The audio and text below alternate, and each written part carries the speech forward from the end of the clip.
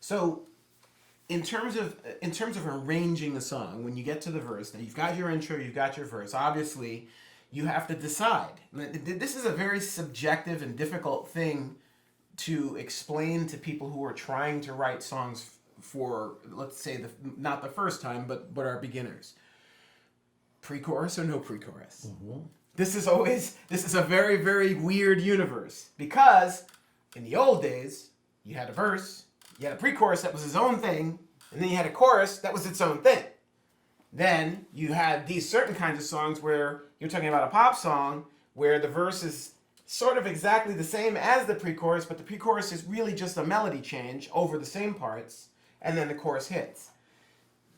Then you have your songs where the verse sort of has enough shape and body to it that by the time you reach the end of the cycle, you want the chorus there. You don't want to do anything else. You don't want to dilute it and or drag it on. So, do you have any advice for people in making that decision?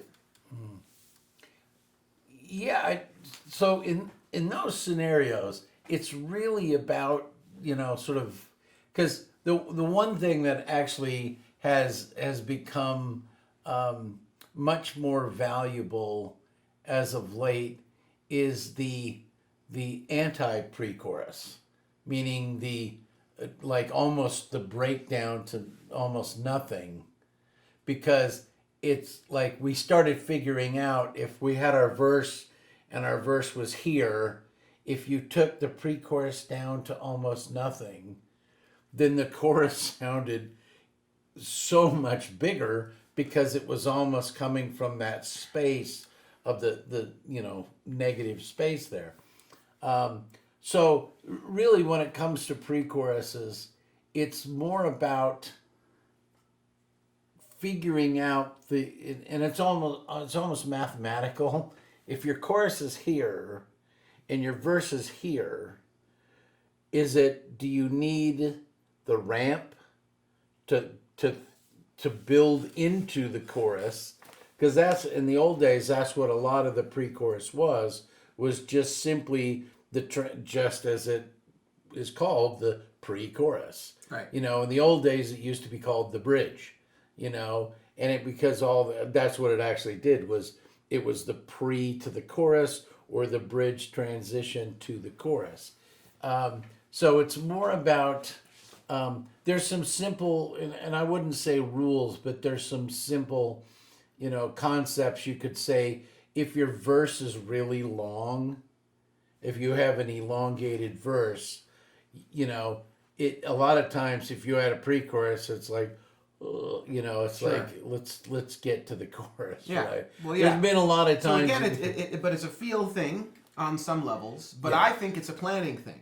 So I think it's an issue of when you're writing your verse, you have to already be thinking about the Yeah. pre and the chorus. Well, that's what I was going to say, is that ultimately you have to look at what your chorus is and what your verse is, and then you can make the decision of whether or not you need a pre-chorus. Right.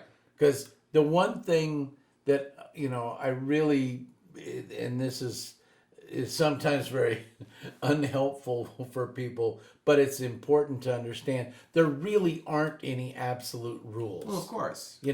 And with that being said, there are rules. Right. So Yeah, and it's very abstract, but it's like as we go along, we'll sort of give examples of where, okay, yes, there's no rule, but there's a reason why we will do certain specific things, and those things are to achieve a final outcome that gives us the emotional bang. Yeah. The other thing also, for me personally, as of late, I tend to write the choruses first. Yeah. And in trying to write the chorus first and sort of knowing where you end, it's a lot easier to backtrack. Because you sort of like, if I do that, then I know that I'm landing here. It's just I need to see where I need to be in order to get to the right place. But as of late, I find that a lot of times the first thing that I will write is the intro riff. Sure. because the intro riff a lot of times will sort of emotionally tell me where I want the chorus to be and where I want the verse to be.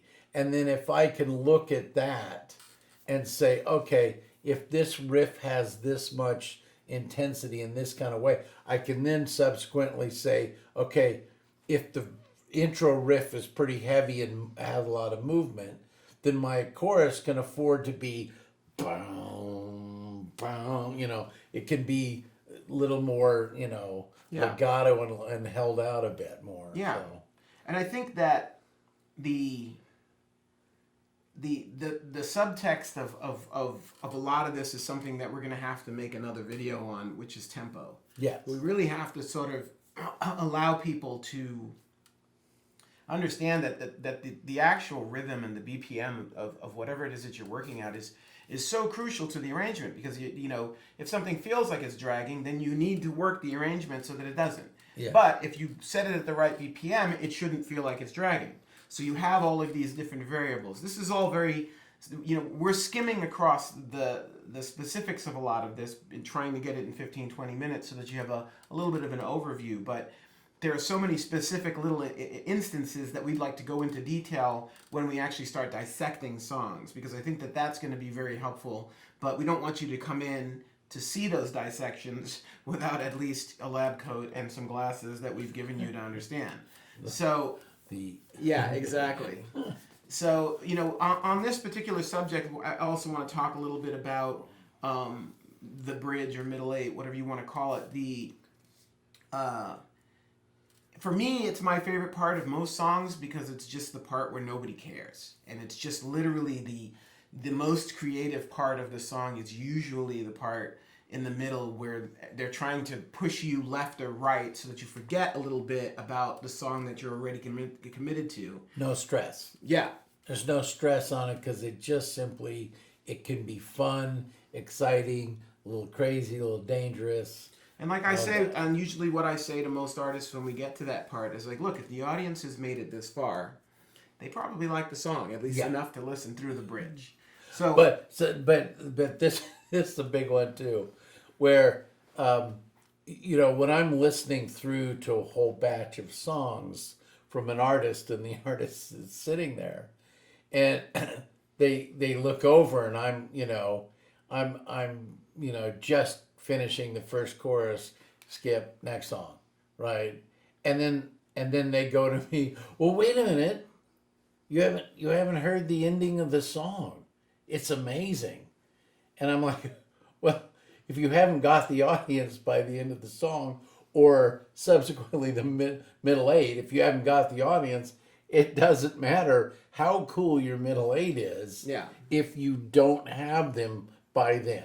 Yeah. And that's, it's like, and it sounds like it's cruel, but it's not, because it's one of those. There are those instances where somebody will force me to listen to a bridge, and I'm like, oh, I love that more than the song. Yeah. So sometimes it is worth listening. No, I agree in that sense, but if that's the case, then we're seriously going to really have to relook at the song. Yeah. Well, and maybe the middle eight is the song. Yeah. And then there you go. So. But yeah, as far as the bridges go, you have some basic choices to make. You can do bridges that are ambient. You can do bridges that are, super high energy. You can keep the energy up. You can let the energy drop. You can have a breakdown. You can have a not breakdown. You can have lots of different versions of what the bridge is. But Rupert Hines, you remember Rupert Hines? Oh, yeah. So Rupert Hines once said to me, and he said, look, all the bridge's job is to make a left turn. Yeah. Is to get to the end of the block, make a weird left turn, then go around the corner, and then get back on the same street again. Right back on it, right. That's all that the bridge's job is to do. And I agree. I think every time I've ever done it,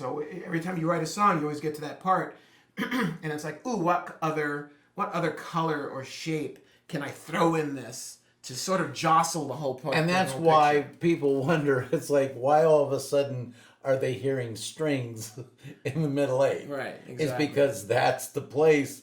If you're going to put strings on your song, there you go. There's your place to do your orchestral bits. So, one of the other things at the end of the middle eight, it's also, there's another sort of fork in the road about making decision Okay, is that the point where I enter an actual little breakdown before you hit the last chorus? Again, part of the mission statement is to make sure that you're really making sure that the middle eight or the breakdown or whatever you choose to do is really, really going to set up the power of the outro chorus. And that's a thing to always be mindful of, is that, it's the bring it home hallelujah moment when that third chorus hits, and it's like, yeah, there it is. And subsequently, the understanding of after that last chorus, that do you go back to the intro riff again, which happens more times than not, because it's, sometimes it's the importance of making sure that you put the period at the end of the Sure. sentence that allows you to say, I have now wrapped this baby up with a nice little bow, and bada bing, bada boom. So some of the songs that are out now are shorter, and a lot of that has to do with streaming. Everybody's trying to get to that magical 30-second mark, because if you stream for 30 seconds, you get paid on it. So there's a lot of people that are trying to make shorter and shorter songs. It's something to consider when you're making your arrangements. It's not something I advise you to do, but it's something that, from a monetary standpoint, appears to be working. So at that point, I'm going to wrap up arrangements. We will be going into the mechanics of it in another video once we have a song to dissect, but we have to decide what we're going to focus on and do on that. But coming up next, we're going to be doing a video on production and how production and songwriting are compadres that must hold hands. But we'll see you on the next one, so stay tuned and hit the subscribe button if you like what you hear. Thanks a lot. Talk to you later. Bye bye.